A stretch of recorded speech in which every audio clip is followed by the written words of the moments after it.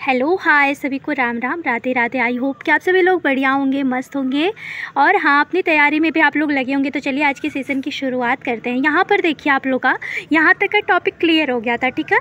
जो आपके पुरातत्वविद होते थे लोग जानवर, चिड़िया तथा मछली हड्डी का शिकार करते थे, शिकार नहीं वो ढूंढते थे, सॉरी, और उन्हें यह जानने में भी मदद मिलती थी कि अतीत में लोग खाते क्या होंगे। ये सारे टॉपिक्स आपके क्लियर हो गए। जो कि आप यहाँ पे बर्तन देखें कि ये चांदी के कुछ सिक्के मिले थे और ये 4700 वर्ष जो आपके पूर्व जो आपके बर्तन यूज किए जाते थे तो वो किस कलर के होते थे, तो आप यहाँ पे देख सकते हैं रेड कलर में हल्का सा दिखाई दे रहा है, ठीक है। जो इसके पात्र होते थे कब 2500 वर्ष पूर्व आपकी इस चांदी के सिक्के का प्रयोग किया जाता था, ठीक है। यहाँ तक क्लियर हुआ आप लोग का।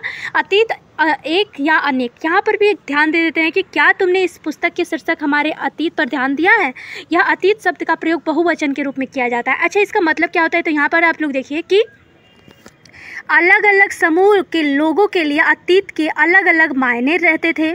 उदाहरण के लिए जैसे कि पशुपालक जो होते थे अथवा कृषक होते थे, उनका जीवन राजाओं तथा रानियों के जीवन से तथा व्यापारियों के जीवन, शिल्पकारों के जीवन से बहुत ही भिन्न था, ठीक है। जैसा कि हम आज भी देखते हैं कि उस समय जो देश के लोग होते थे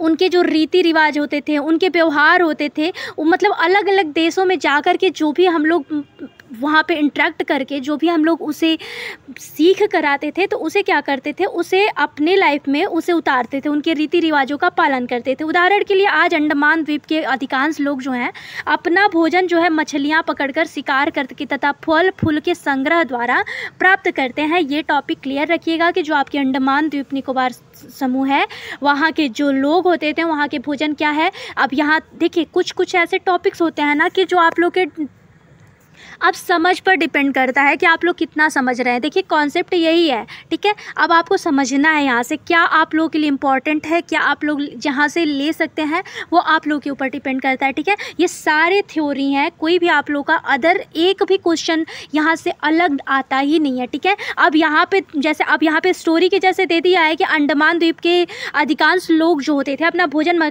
मछली को पकड़कर और शिकार करके तथा फल फूल का संग्रह करके उनको प्राप्त करते थे। और यही क्वेश्चन अगर आप लोगों से पूछ दे कि अंडमान द्वीप समूह के लोग मतलब कैसा भोजन करते हैं, अधिकांश वो लोग कैसा भोजन करते हैं, तो यहाँ अगर आप लोग अच्छे से ध्यान दिए रहेंगे तो वो क्वेश्चन में दिक्कत नहीं आएगी, ठीक है। इसीलिए थ्योरी जो होता है ना थोड़ा सा कॉन्सेप्ट पे भी ध्यान रखा करिए आप लोग। PYQ तो सारे मैं आप लोग को प्रोवाइड करा दूंगी, लेकिन अगर आप लोग थ्योरी में थोड़ा सा पेंसेस बना के वीडियो में एंड तक बनने ही नहीं रहते हैं, क्या ही करूँ मैं।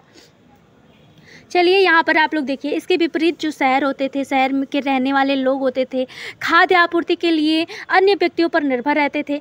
इस तरह के भेद जो है अतीत में भी विद्यमान है, ठीक है।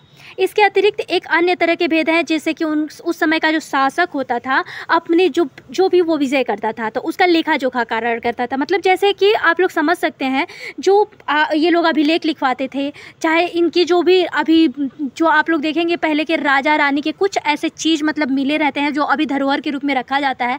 तो ये लोग क्या करते थे, अपनी बढ़ाई के लिए क्या करते थे, शासक अपनी विजयों का लेखा जोखा रखते थे। यही कारण है कि हम उन शासकों तथा उनके द्वारा लड़ी जाने वाली लड़ाइयों के बारे में काफ़ी कुछ जानते हैं। जबकि शिकारी जो होते थे, मछुआरे होते थे, संग्राहक होते थे, कृषक होते थे अथवा पशुपालक होते थे, जैसे कि आम आदमी प्रायः अपने कार्यों का लेखा, जैसे देखिए आप मान लीजिए कोई भी मिडिल क्लास के लोग हैं, जैसे कि अब कोई राजा है चाहे कोई धनी व्यक्ति है तो वो लोग तो करवा सकते थे, लेकिन जो आपके मिडिल क्लास के लोग जैसे लोअर कैटेगरी के लोग आते थे उन लोगों का मतलब कहीं लेखा जोखा इसलिए नहीं मिलता था तो उनके पास उतनी सुविधाएं नहीं होती होंगी तो भाई वो लोग नहीं रखते होंगे। तो जाहिर सी बात है जब कोई मिडिल क्लास का होगा तो अपने लिए कर ले वही बहुत है।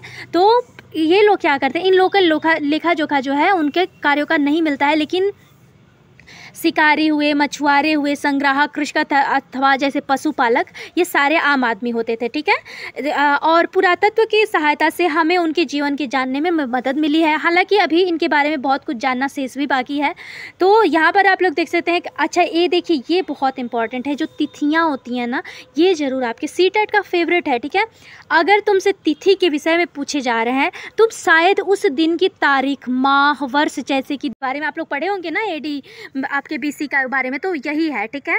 तो जो आपके ईसाई, जो आपकी ईसा मसीह थे, इनका जो जन्म हुआ था, तब से हमारी जो तिथियां होती हैं तब से गणना की जाती हैं। तो अतः 2000 वर्ष कहने का तात्पर्य है कि ईसा मसीह के जन्म के 2000 वर्ष के बाद से है। ईसा मसीह के जन्म के पूर्व की सभी तिथियां जो होती हैं, ईसवी पूर्व, जो ईसी पूर्व लिखा रहता है ना, आप लोग देखते होंगे, ईसी पूर्व जिसे बोला जाता है बिफोर कॉमन एरा, ईसा से पहले के रूप में जानी जाती है। और जो आपके इस पुस्तक में 2000 को अपना आरंभिक बिंदु माना जाता है, जैसे कि वर्तमान से पूर्व की तिथियों का उल्लेख किया जाता है। जो इसकी आरंभिक बिंदु होती थी, वर्तमान से पूर्व की तिथियों का उल्लेख करेंगे, ठीक है। यहाँ पर आप लोग देख सकते हैं कि अंग्रेजी में क्या बोला जाता है, तो इसे बीसी, जिसे बिफोर क्राइस्ट या बिफोर कॉमन एरा के नाम से जाना जाता है। हिंदी में ईसा पूर्व के नाम से तात्पर्य इसे बिफोर क्राइस्ट अर्थात ईसा पूर्व होता था। कभी कभी तुम तिथियों से पहले एडी, हिंदी में ईस्वी लिखते हैं, जो लिख पाते हो, इसे एनो डोमिनी नामक 2 लैटिन शब्दों से बना है। इसका तात्पर्य होता है कि ईसा मसीह के जन्म के वर्ष से है, जिसे बोला जाता है एनो डोमिनी, ठीक है। कभी कभी एडी की जगह सीई भी लिख सकते हैं, और बीसी की जगह बीसीई का प्रयोग, मतलब बिफोर कॉमन एरा का भी प्रयोग। जैसे बिफोर क्राइस्ट है यहाँ पे, तो आप लोग बीसीई भी लिख सकते हैं, जिसे बोला जाता है बिफोर कॉमन एरा। और जो आपके बीसी सीई है, जैसे एडी है, जैसे एनो डोमिनी यहाँ पे आप लोग पढ़े हैं, उसे सीई के नाम से जान सकते हैं, जैसे कि कॉमन एरा के नाम से जाना जाता है। तो यहाँ पे आप लोग देख सकते हैं सी अक्षरों का प्रयोग जिसे होता है कॉमन एरा के लिए, और बीसीई का प्रयोग जो होता है आपके कॉमन एरा के लिए होता है। क्या देखिए, एक एक लाइन बहुत महत्वपूर्ण है आपके इसमें जो फर्स्ट लेशन होता है ना, इसमें का बहुत ही इंपॉर्टेंट आप लोग के लिए है। तो आप लोग याद रखेंगे कि BCE before common era, CE आपके कॉमन एरा, सीई जो होता है आपके ईस्वी के नाम से, ऐसे ईस्वी लिखते हैं आप लोग ना, ईस्वी। और अगर ईस्वी पूर्व लिख रहे हैं आप लोग, ईस्वी पूर्व जैसे ईसा पूर्व, ऐसे यहाँ पे अभी देख रहे हैं ना, यहाँ पे लिखा है ईसा पूर्व, तो उसे बोला जाता है बिफोर कॉमन एरा अथवा बिफोर क्राइस्ट, जिसे हिंदी में बोलेंगे आप लोग ईसा पूर्व। मतलब जो ईसा मसीह हैं उनके जन्म के 2000 वर्ष पूर्व, ठीक है। अब याद रखेंगे आप लोग। तो ये लेसन जो है आप लोगों का यहीं तक था, और बहुत ही इंपॉर्टेंट है, ठीक है। तो हम यहाँ पे देख सकते हैं, हम इन शब्दों का प्रयोग जो है इसलिए करते हैं क्योंकि विश्व के अधिकांश देशों में अब इस कैलेंडर का प्रयोग सामान्य हो गया है। भारत में तिथियों का इस रूप का प्रयोग लगभग 200 वर्ष पूर्व आरंभ हुआ था। कभी कभी अंग्रेजी में बीपी अक्षरों का प्रयोग, जिसका बिफोर प्रेजेंट भी बोल सकते हैं, जैसे कि आप वर्तमान से पहले हैं। और आप यहाँ पे देख सकते हैं, जैसे कि हमने पहले पढ़ा कि अभिलेख जो होते हैं कठोर सतहों पर उत्कीर्ण करवाए जाते थे। इनमें से कई अभिलेख जो है कई सौ साल पहले लिखे गए थे। सभी अभिलेखों में लिपियों और भाषाओं का प्रयोग हुआ है, और समय के साथ साथ अभिलेखों के प्रयुक्त भाषाओं तथा लिपियों में बहुत बदलाव आए हैं। विद्वान यह कैसे जान पाते हैं कि क्या लिखा था? इसका पता अज्ञात लिपि का अर्थ निकालने की एक प्रक्रिया द्वारा लगाया जा सकता है। इस प्रकार से अज्ञात लिपि को जानने की एक प्रसिद्ध कहानी है, जैसे कि उत्तर अफ्रीका, ये लाइन याद रखिएगा आप लोग। जैसे कि अज्ञात लिपि को जानने के लिए एक प्रसिद्ध कहानी थी जो कि उत्तरी अफ्रीका मिस्र से मिलती है। अब मिस्र की जो आप स्टोरी पढ़ेंगे इसके नेक्स्ट पार्ट में पढ़ेंगे, और बहुत बहुत इंपॉर्टेंट है, इसलिए बोल रही हूँ। आप लोग SST अगर पास होना चाहते हैं तो ये क्लास ज़रूर ज्वाइन करिएगा, क्योंकि बहुत ही इंपॉर्टेंट है अगर आप लोग बेसिक से और कॉन्सेप्ट क्लियर करना चाहते हैं तो, ठीक है। तो मिस्र से मिलती है लगभग आपके 5000 वर्ष पूर्व यहाँ के जो राजा रानी रहते थे। अच्छा, ये जो है ना, ये जो चिन्ह देख रहे हैं आप लोग ना, एक मिस्र और यूनानी, जैसे मिस्र का जो स्टोरी आप लोग पढ़ेंगे आगे, तो मिस्र में ना एक रोसेट्टा नामक पर्वत पत्थर है, ठीक है। उस पत्थर पे क्या है, यूनानी और मिस्र नाम की 2 लिपियां होती थी, ठीक है। उन लिपियों में कुछ लिखा गया है, जैसा कि ये एल प्रकार के आप लोग देख रहे हैं, ये आपके हाथी का शेर का चिन्ह दिख रहा है। यहाँ पे कुछ चिड़ियाएँ दिख रही हैं, यहाँ पे मतलब कुछ ऐसे चिन्ह जो आपको पढ़े नहीं जा सकते हैं, ये सारी लिपियों में लिखे गए हैं। तो वहाँ के जो राजा होते थे, रानियाँ होती थी, उन्होंने उत्कीर्ण करवाए थे। जैसे कि आप लोग यहाँ देख सकते हैं कि मिस्र के उत्तरी तट पर आपके रोसेट्टा नाम का एक कस्बा है। यहाँ से एक ऐसा उत्कीर्ण पत्थर मिला है। एक ऐसी लेख 3 भिन्न भिन्न भाषाओं तथा लिपियों, यूनानी और मिस्री लिपि के 2 प्रकार में है। कुछ विद्वान जो होते थे यूनानी भाषा भी पढ़ सकते थे। उन्होंने बताया कि यहाँ पर जो राजा रानी होते थे एक छोटे से फ्रेम में मतलब इसको दिखाए गए हैं, ठीक है। तो इसे बोला क्या जाता था, तो आप लोग याद रखेंगे, इसे कारतूस बोला जाता है, ठीक है। जो आप पत्थर अभी देखें आप लोग, जो लिपियों में लिखी गई हैं, जो चिन्ह आप लोग देखे हैं, उसे कारतूस बोला जाता था। इसके बाद विद्वानों ने यूनानी तथा मिस्री संकेतों को अलग अलग रखते हुए मिस्री अक्षरों को समानार्थक ध्वनियों की पहचान की।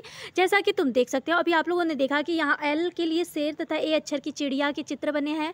एक बार जब उन्होंने ये जान लिया कि वे अक्षर किनके लिए प्रयुक्त हुए हैं, तो वे आसानी से इन अभिलेखों को पढ़ सके। मतलब जब वो लोग जान गए कि इन अक्षरों का मतलब क्या होता था, क्या मतलब वहाँ के जो यूनानी थे और मिस्र के लोग थे, उन्होंने लिपियों के बारे में जाना, उसके बाद उसको अच्छे से पढ़ा। ठीक है, तो ये रहा आज का क्लास, और ये आपका फर्स्ट लेसन यहाँ पर ख़त्म होता है। कुछ इंपॉर्टेंट जो आप लोगों के लिए पूछे जा सकते हैं, तो यहाँ पर आप लोग देख सकते हैं कृषि का आरंभ कब हुआ था, तो आप लोग याद रखेंगे 8000 वर्ष पूर्व हुआ था। सिंधु सभ्यता के प्रथम नगर का विकास कब हुआ था, तो आप लोग याद रखेंगे 4700 वर्ष पूर्व। गंगा के बड़ी घाटी के नगर मगध का बड़ा राज्य जो होता है तो 2500 वर्ष पूर्व, और वर्तमान लगभग आपके 2000 वर्ष पूर्व याद रखेंगे आप लोग। ठीक है, अब यहाँ पे भी यात्रा हुआ, पांडुलिपियाँ, अभिलेख, पुरातत्व, इतिहासकार, स्रोत, अज्ञात लिपि का अर्थ लिखना, ये सारे टॉपिक आप लोग पढ़े हैं और आप लोग याद रखेंगे आपके फर्स्ट लेसन का। तो यहाँ पर आज का क्लास समाप्त होता है। मिलते हैं सभी को नेक्स्ट वीडियो में। आई होप कि आप सबको सेशन पसंद आया होगा, क्योंकि बहुत ही महत्वपूर्ण, अगर एंड में बने रहे होंगे तो आप लोगों को लगा होगा कि ये क्लास बहुत ही आप लोगों के लिए इंपॉर्टेंट था। चलिए मिलता है सभी को नेक्स्ट वीडियो में, तब तक के लिए सभी को राम राम। अगर आप लोग अच्छा रिस्पॉन्स देंगे तो नेक्स्ट वीडियो में आप लोग को मिलते हैं। सभी को राम राम, राधे राधे।